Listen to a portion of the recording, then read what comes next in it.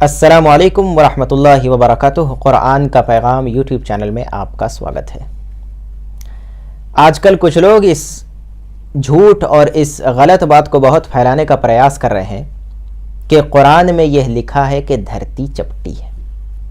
विशेष रूप से आर्य समाज के लोग इस तरह की झूठी और बेबुनियाद बात को फैलाने का प्रयास कर रहे हैं। कमेंट्स में काफ़ी बार देखने को ऐसा मिला और मुझे बड़ी हैरत हुई जब मैंने यह देखा, इसलिए कि हमने कुरान मजीद को स्टार्टिंग से लेकर के लास्ट तक पढ़ा, लेकिन मुझे ऐसा देखने को कहीं भी नहीं मिला। ये एक इमेज है जिसे कहते हैं द ब्लू मार्बल इमेज। ये इमेज मंजर-ए-आम पर आई थी 1972 में। उससे पहले इस पृथ्वी पर रहने वाले लोगों को ये इस बात का अंदाज़ा नहीं था कि यह धरती हमारी देखने में इस शेप की है। लेकिन इस इमेज के रिलीज़ होने के बाद अपोलो 17 का जो मिशन था, जो सक्सेसफुल हुआ 1972 में, उसके बाद कुछ लोग भारत में विशेष रूप से उछलने लगे और उन्होंने ये कहना शुरू किया कि उनके यहाँ इस धरती के आकार, इसके शेप के बारे में कुछ ऐसा ही उनके ग्रंथों में लिखा है। कहाँ लिखा है, क्या लिखा है, ये मैं लास्ट पेज पर बात करूँगा। लेकिन उन्होंने इसके साथ ये भी झूठ फैलाना शुरू किया कि साहब कुरान में ये लिखा है कि धरती चपटी है। इस तरह का झूठ, इस तरह का फरेब, आपको पता है आर्य समाज के लोग इसी तरह के झूठ और फरेब का सहारा लेते हैं। लेकिन उसके बाद भी हाल ये है कि उनकी तरफ दुनिया में किसी ने आज तक तवज्जो नहीं दिया है। सबसे पहले इस विषय में यह जान लीजिए कि अरबी भाषा में भूमि और पृथ्वी यानी लैंड या ग्राउंड और अर्थ, इन दोनों के लिए एक ही शब्द आता है और वो शब्द है अल अर्द। अल अर्द का मतलब होता है, अगर उर्दू में कहूं तो ज़मीन। जिस तरह से ज़मीन एक ही वर्ड है उर्दू में भूमि के लिए भी और पृथ्वी के लिए भी। लेकिन कॉन्टेक्स्ट से बात क्या कही जा रही है, इसके कॉन्टेक्स्ट से इस बात का अंदाज़ा लगता है कि हम जब ज़मीन बोल रहे हैं या अरबी का अर्द बोल रहे हैं तो उसका क्या अर्थ है। उसका अर्थ भूमि है अथवा पृथ्वी है। उदाहरण से समझ लीजिए, अगर किसी शख्स ने यह कहा कि मैंने ज़मीन खरीदी है, तो आप आसानी से यह समझ जाएंगे कि वो भूमि का मतलब ज़मीन घर बनाने के लिए या किसी प्लॉट की बात कर रहा है, इसलिए कि पूरे पृथ्वी को तो कोई खरीद ही नहीं सकता है। कॉन्टेक्स्ट से बात के आपको पता चल जाता है। इसी प्रकार से यदि किसी ने यह कहा कि ज़मीन सूरज के गिर्द चक्कर लगाती है, उर्दू में ज़मीन, तो इससे भी अर्थ समझ जाते हैं कि वो अपने प्लॉट के बारे में बात नहीं कर रहा है कि उसका प्लॉट सूरज के गिर्द चक्कर लगाता है, बल्कि वो इस पृथ्वी की बात कर रहा है। लेकिन दोनों स्टेटमेंट्स में उर्दू का एक ही शब्द ज़मीन इस्तेमाल होता है। इसी प्रकार से अरबी में एक शब्द है अल अर्द, इसका अर्थ होता है भूमि, मतलब भूमि के लिए भी यही शब्द है और पृथ्वी के लिए भी यही शब्द है। यदि कुरान की किसी आयत में सूर्य और चंद्रमा की बात हो रही है, दूसरे ग्रहों की बात हो रही है, आसमानों की बात हो रही है, वहां पर यदि ये शब्द अर्द आएगा तो इसका मतलब होगा पृथ्वी। लेकिन यदि कुरान की किसी आयत में ज़मीन से पानी के निकलने की बात हो रही है या फसल के उगने की बात हो रही है, तो यह बिल्कुल स्वाभाविक बात है कि वो फिर पृथ्वी की नहीं बल्कि भूमि की बात हो रही है। इस विषय में कई सारी आयत हैं। मैं आपके सामने एक आयत करीमा सेलेक्ट करके लाया हूँ। ज़बरदस्त आयत है, बहुत टिपिकल एग्जाम्पल है, जिसमें यह शब्द अर्द 2 मरतबा आया है और दोनों मरतबा अपने इस अलग अलग मीनिंग के साथ आया है। एक मरतबा पृथ्वी के मीनिंग में आया है और एक मरतबा भूमि के अर्थ में आया है। कुरान चैप्टर नंबर 2 आयत नंबर 164, इसमें फरमाया गया, यकीनन आसमान और ज़मीन अर्थात पृथ्वी की पैदाइश, दिन और रात का बदलना, कश्तियों का समुद्र में चलना जिससे कि लोगों को नफ़ा होता है, आसमान से पानी उतार कर मुर्दा ज़मीन अर्थात भूमि को ज़िंदा कर देना, उसमें हर किस्म के पशु को फैलाना, हवाओं का रुख बदलना और बादल जो आसमान और ज़मीन, आसमान और पृथ्वी के दरमियान में है, इनमें अक्ल रखने वालों के लिए बहुत सी निशानियां हैं। एक ही आयत में 3 स्थान पर यह शब्द आया है। कॉन्टेक्स्ट से पता चलता है कहां पर इसका अर्थ भूमि है और कहां पर इसका अर्थ पृथ्वी है।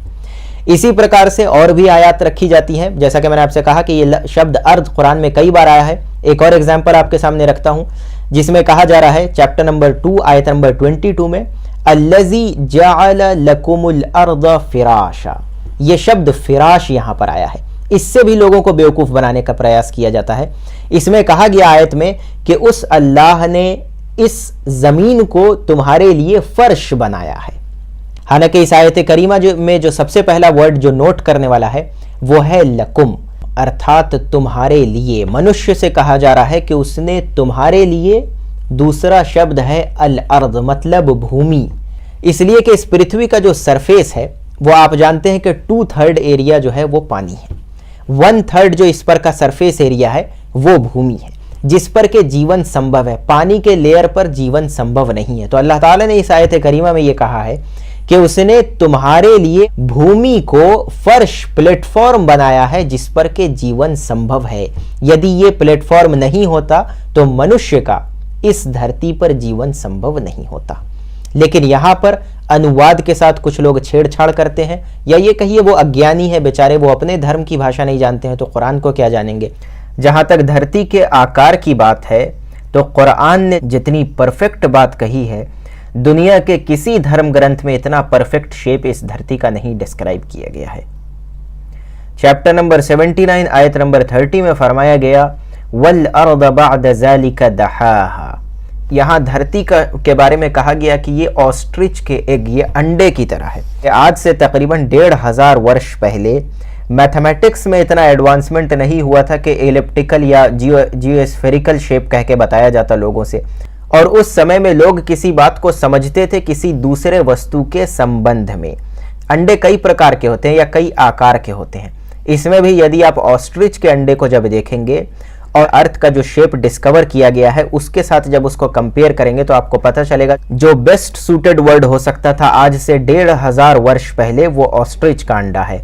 इस परफेक्शन के साथ धरती के आकार को दुनिया के किसी धार्मिक ग्रंथ में एक्सप्लेन नहीं किया गया है। अब आइए जरा एक बार उन लोगों की तरफ देखते हैं जो इस तरह की गंदगी फैलाने का प्रयास कर रहे हैं। आर्य समाज के लोग ये कहते हैं कि उनके यहाँ बहुत ज्ञान विज्ञान है, लेकिन जब आप उनके ग्रंथों को, विशेष रूप से यदि आप वेदों के बारे में बात करेंगे, वेदों में जब इस बात को सर्च करेंगे तो पता ये चलेगा कि उसमें कोई एक मंत्र भी ऐसा नहीं है जिसमें अर्थ, मतलब इस पृथ्वी के शेप के बारे में कोई इस तरह का क्लियर इंडिकेशन दिया गया हो कि ये स्फेरिकल शेप की है।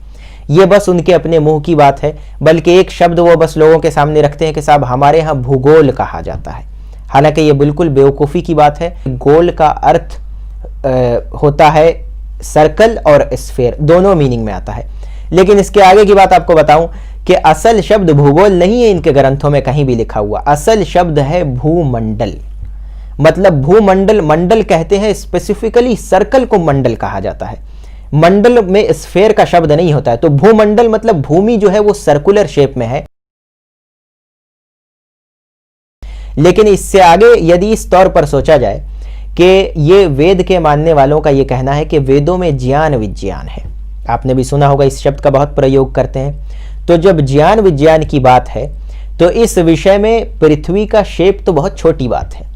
इस पृथ्वी के बारे में जैसा कि आप ये बात सब जानते हैं कि ये पृथ्वी सूरज के गिर्द जो चक्कर लगाती है उसकी स्पीड कितनी है, आप भी सुन करके चौंक जाएंगे, 30 किलोमीटर प्रति सेकंड।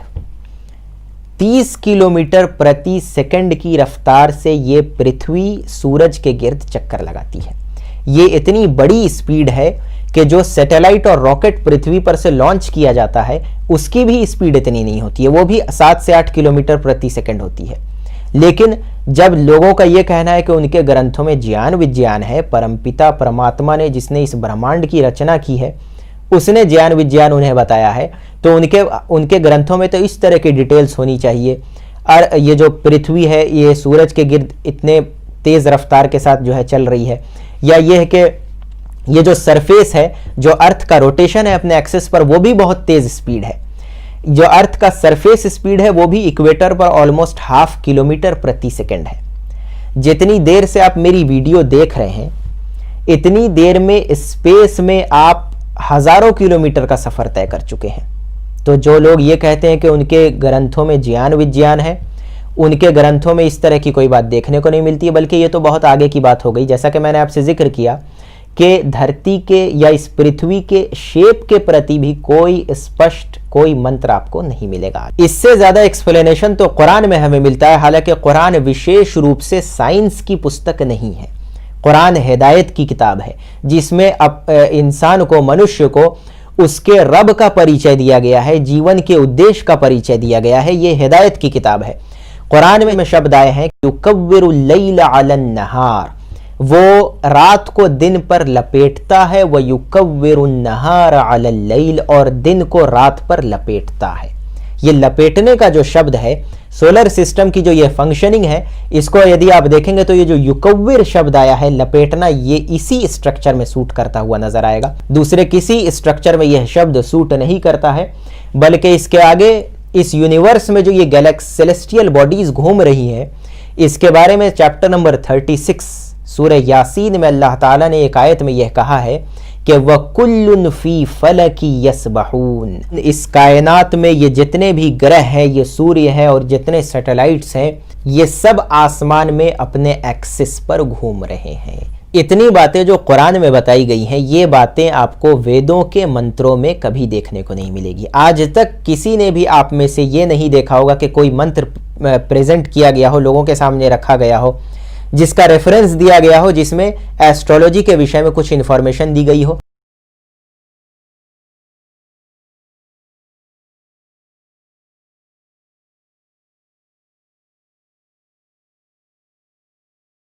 बस हवा हवाई बात करते हैं ये लोग, और ख़ास तौर से कुरान के बारे में आक्षेप करते हैं। मैं समझता हूँ इस दौर में हर कोई इतना पढ़ा लिखा है और हर किसी के पास साधन है। आप भी इस बात को ढूंढने का प्रयास कर सकते हैं कि ज्ञान विज्ञान की जो पुस्तक है, जिसके बारे में कहा जाता है ऐसा, उसमें क्या विवरण है, क्या डिटेल्स है। इस्लाम के बारे में, कुरान के बारे में जो उल्टी सीधी बात फैलाई जाती है अज्ञानी लोगों की ओर से, उसका मैंने स्पष्टीकरण देने का इस वीडियो में प्रयास किया है। वीडियो देखने के लिए बहुत बहुत धन्यवाद।